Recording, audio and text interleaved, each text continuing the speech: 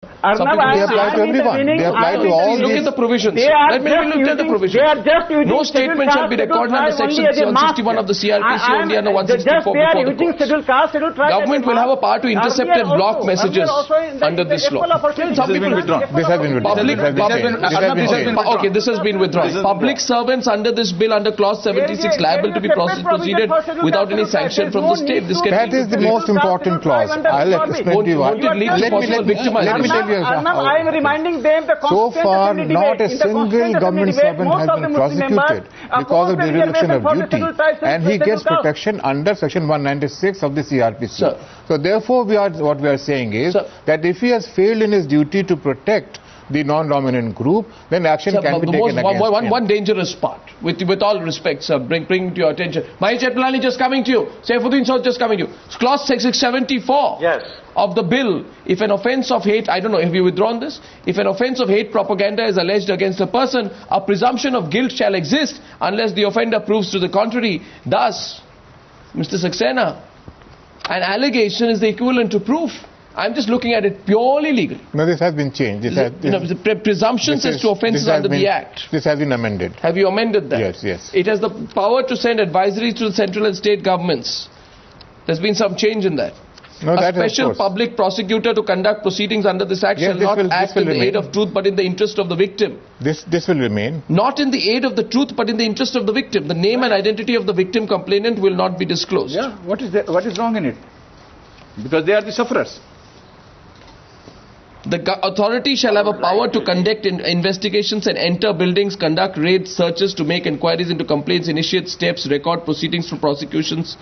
All this has been done. Powers to deal with the armed forces also especially. All this has been done because the experience of the last 30 years shows that administration has often failed in its duty to protect. But what is And there are a large number of, read Justice Reddy's report on Ahmedabad riots, read Justice Madan's report on Bhiwandi riots. It all shows that administration have been very biased. This is to correct that institutional bias. What should be the challenge then? I throw this question up. I'll get Mr. Jetpalani who's been wanting to come in.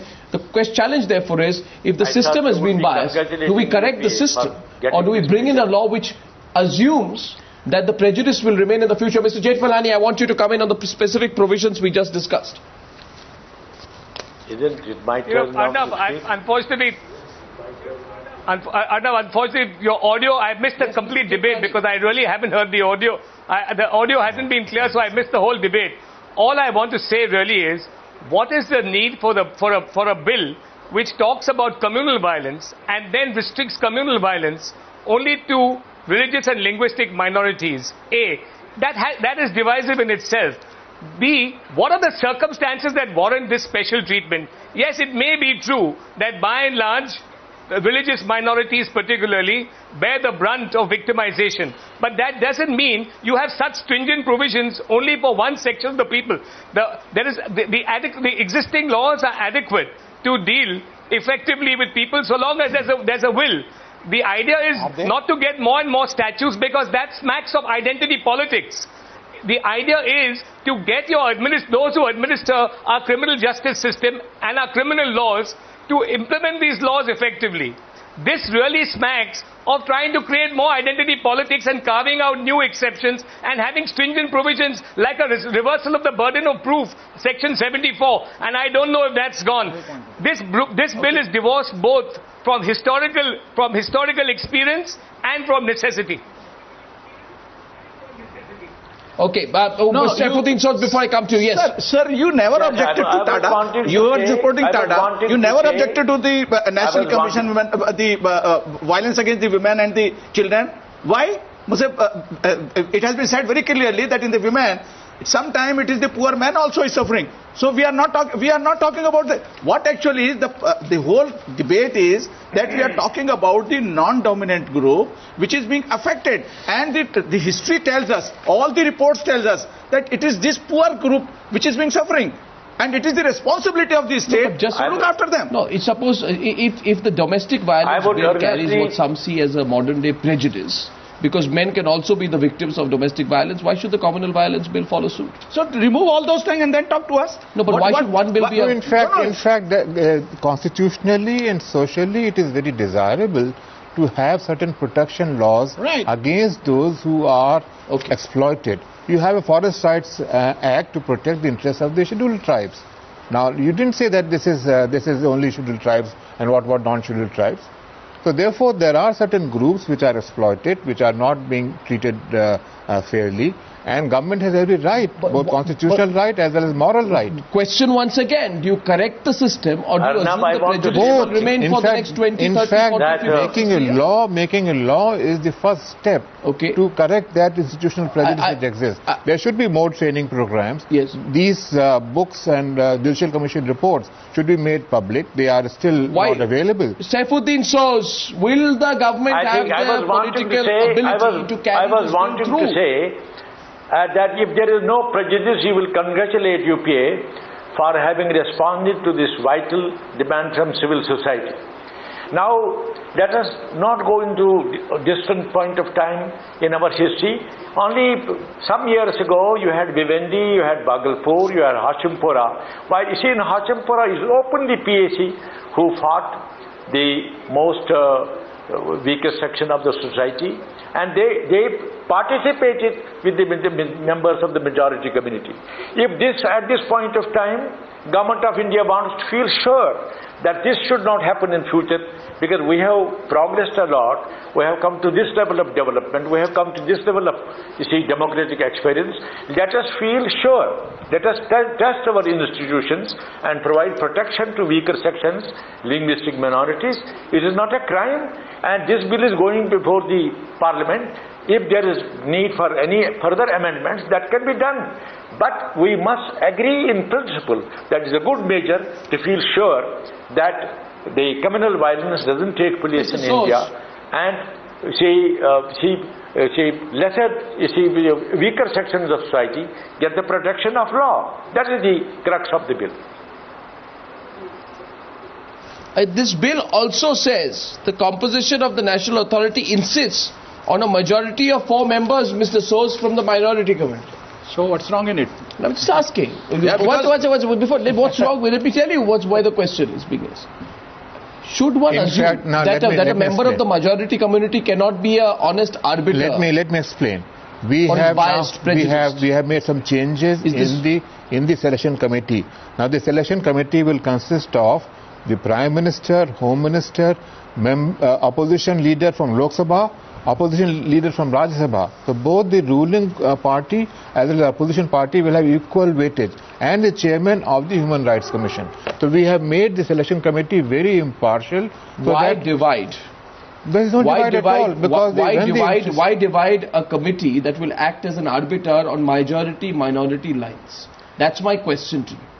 Well, why divide that on those lines? In fact, Constitution permits us to provide security to certain groups, to provide protection to certain groups. And the level of confidence also. And I want to raise another issue.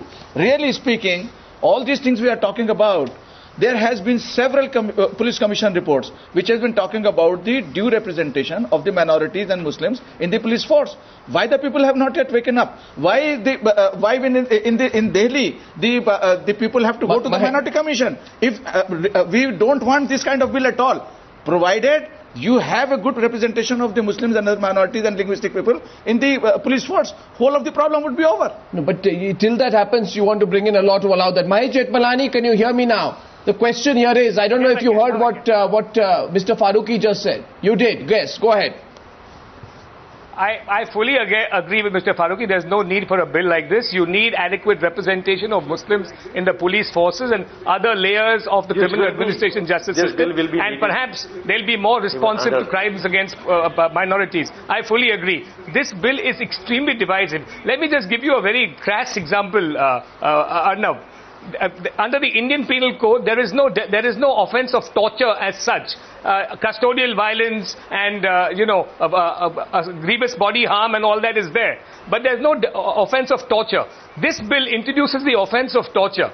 Now it says that in the course of an investigation, if you torture somebody, if a police officer tortures somebody belonging to a minority as defined under the Act, it constitutes torture and becomes punishable. But if a member of the majority group is tortured to extort a confession for the purpose of some investigation, it's not an offence as per this act. Why create this quite patent and blatant discrimination between communities? Mr. Saxena is clarifying. Mr. Saxena is clarifying. Here the clarification. Yes. We have suggested, we are going to suggest to government to have a torture bill. So that torture bill would cover all the aspects. Just as the whole definition of sexual assault that we have given in the bill, we would request the government to make it more general, so that they could adopt our definition and apply to everyone. So therefore, the whole idea is that whatever are the crimes and offences punishable under the IPC, this act will also have the similar punishment. It will not give any higher punishment. See, the point I'm hearing again and again are 2 points today. And to Mr. Jethmalani and to Mr. Sinha, I want your response on 2 points. One, I think we are hearing from this side say this is not Hindu-Muslim. Yes. Yes. 1 second. That's what you're saying. They're saying it's not Hindu-Muslim. Not at all. They're saying you're making it Hindu-Muslim. This is majority-minority. This is not Hindu-Muslim. This is what Mr. Saxena and the others are saying. The second point they're saying is that let me respond to that immediately. Socially, there is a bias in communal violence. It's a social reality against the minority community. Yes, Mr. Jethmalani, yes, go on. Arnav, it was presumed in the past, as far as the offence of terrorism was concerned, we opposed, unanimously this country has opposed communalizing terror. We said that words like saffron terror or Islamic terror should be avoided and eschewed. This bill, in effect, even though it may have... my dear friend, just listen to me, Arnav. This bill communalizes victimhood. That's the problem. There's no need to do that. Everybody must be treated equally. Sir, with lot of respect for you, you are a very learned lawyer. You are saying it now. For the last almost 10 years, everything has been said about Muslims. Let me complete.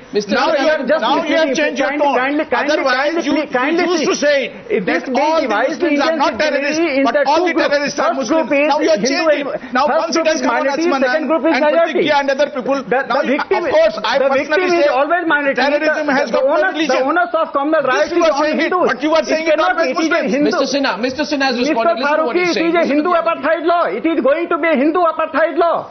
Onus of communal violence is always on Hindus, number one. Number two, Hindus have to prove they are innocent. Number three, the bureaucracy and police has been overburdened that if any communal rights take place, they will be punished. They will be terminated. So the only thing to safeguard themselves is to arrest Hindus and say that it is the safeguard for me.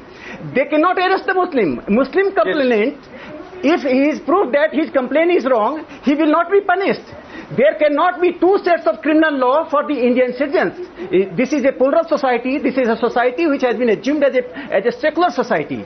There cannot be two sets of criminal law. One set of criminal law for Hindus and other set of criminal law for Muslim and Christians. You are just using scheduled caste, scheduled tribe as a mask to dilute the allegations of communalizing the terror, communalizing the communal violence. Number three, I have a question. There is a very dangerous provision. Mr. Sinha, I have a question here for Saifuddin Sood, and then I want to bounce this off you. If a member of any organization, administrator and politician. If there is an incident of communal violence, there have been incidents of communal violence. You look at the Mumbai incidents, you look at Delhi incidents, you look at riots that have happened in the northeast. There have been incidents of communal violence. Now, in most of these incidents, one community is at the receiving end. There's no doubt about that, Mr. Soos.